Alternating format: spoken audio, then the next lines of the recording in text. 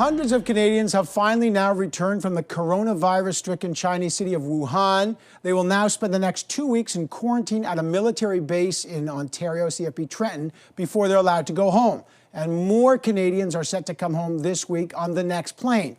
All this comes, though, more than a week after countries like the United States and the UK started getting their own citizens out. Why the long delay? Did Canada take the threat of coronavirus seriously enough at the beginning? And have tensions with China made the evacuation more complicated? To find out, I met with the Foreign Affairs Minister, François-Philippe Champagne, at his headquarters just down the street. Mr. Champagne, great to have you here. Thank you for having me. I appreciate it. Where we are right now, you've got about 213 Canadians. Yes. Give us a sense of their journey home and what they're now going through in quarantine. So we had what we call the first Canadian flights, 174 passengers left Wuhan, stopped in Vancouver for refueling, and then went to Trenton, and now they're currently in Trenton.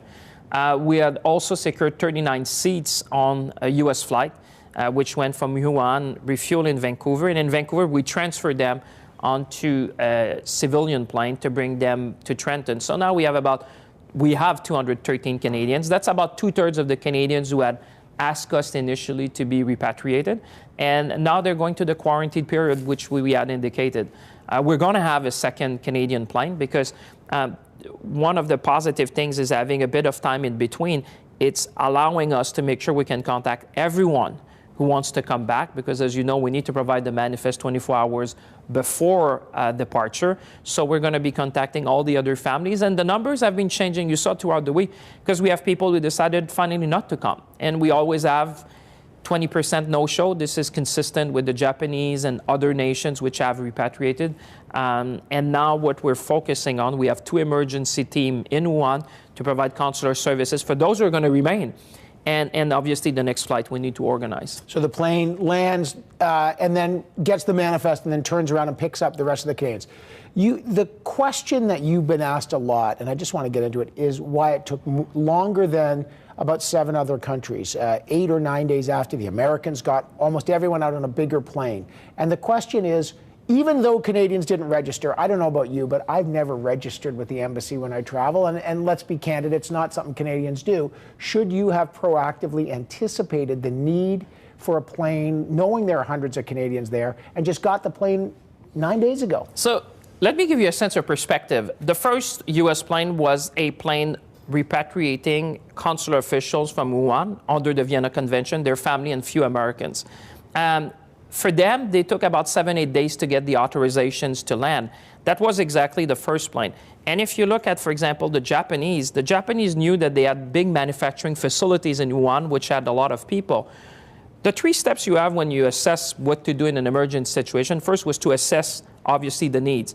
And as you said, we are very pleased that Canadians are registering in greater numbers to our website because it's a voluntary registration. When we started that, we had 2 Canadians who had indicated that they wanted to be repatriated. That spiked to 150. I think it was around January 27. At that point, we said we need to charter a plane. We did that.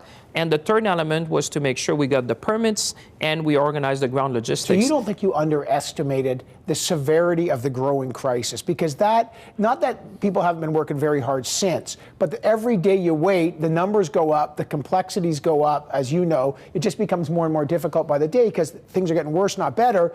Did you underestimate the severity of things? I would say we have been, and with the civil service and all the people we had, the moment we saw the numbers, we reacted appropriately in a measured way, because obviously you need to tailor your response with the number of people who wants to come. And as you've seen throughout the week, we have people who decided to stay.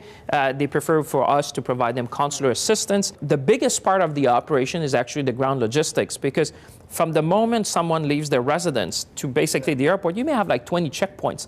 We need to provide the manifests from the Ministry of Foreign Affairs, but imagine, this needs to flow down to almost the police officer in front of your door in the streets where you live, and making sure that people can actually get to the airport. That was the most complex part of the operation. 2 other things. People don't appreciate, Canada's not obliged to repatriate, but we've decided to. In the past, outside of the repatriation and the evacuation in Lebanon, Canadians were actually charged by the government to come home. Has your government considered asking any Canadian who's being repatriated to pay any part of that travel, as is actual Canadian policy? So from day one, the Prime Minister set the tone. The first thing we had is everything we could do to help these people. And I would say what distinguished this situation to others, Evan, is that the people are actually in a quarantine area. Right. So in a sense, they have no commercial means to get out of the quarantine area because the airport is in lockdown, the streets are in lockdown. So we said under those circumstances, like pretty much every country in the international community, we said we need to fly in. There's no way for people to get out. At the same time, you saw me probably over the week advising Canadians who are in China on non-essential travel to seek commercial means to come back to Canada. Because clearly this case was very exceptional where people could not just get out of the area and we needed to bring them home. The Liberals' new ambassador to China, Dominic Barton, was at a committee and he said relations are strained. In a sense, the blinding restatement of the obvious. We all know how bad relationship between China and Canada is. And I know you're working closely with Chinese officials on this, and we've got, as you say, 2/3 of the Canadians out. But has the difficult relationship with China made this more difficult and more complex and maybe caused the delay? At no point. I'll be very transparent to Canadian. At the moment we started to stage the operation, I'll give you a sense of perspective. When I asked to speak to my counterpart, the foreign minister in China, we got a call within 12 hours, and we spoke for 40 minutes. In international standards, that's very quick to get, considering the size and the magnitude of what they have to deal with. We wanted to extract about 300 people. They have 1.2 billion people to deal with in a health emergency. So I would say from day one, they appreciated Canada's needs, and we have been working, and we got the visas on time. We got the permit to land. The first delay that you saw, where we said it was because we had too much crosswind to take off, had nothing to do with the authorization. Then we missed the window, and the staging operation in China, so for people to understand, countries of the international community can only land during the night because during the day the airspace is used by the People Liberation Army. But there's no pushback? You're saying that with all the strain, nothing? Nothing. Nothing, okay. Nothing that was visible to me or officials. And there has been no cross-pollination about the situation with... Well, I did raise the case of the Michaels because every time I speak to the... You did? Oh, I did. So you're talking about the coronavirus evacuation and you mentioned... Totally, and I will always do that. Okay, and what did they say on that? Well, I restated Canadian position that this was the first and foremost priority for the Canadian government, that we want the release of Michael's Kovrig and Michael Spavor. We also want clemency for Mr. Schellenberg. And we will continue to do that every single opportunity. But what did they say? Well, they listened. They understood that this was our first priority. They also raised the case of Miss Mang, as you would expect.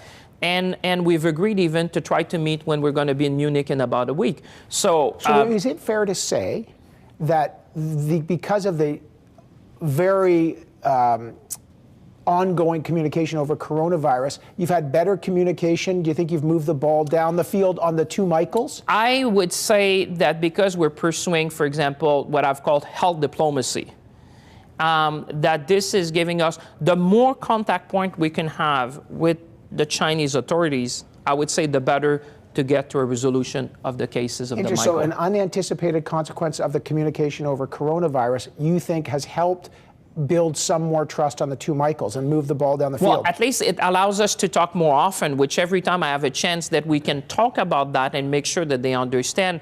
And I mean, if you look at the spokesperson or the readout that the Chinese put, some civil service people were telling me this is one of the most positive statements they put in a long time in terms of the cooperation we had on this health emergency. And certainly I'm going to pursue health diplomacy to make sure we achieve the first and foremost priority, which is to get the release of the Michaels.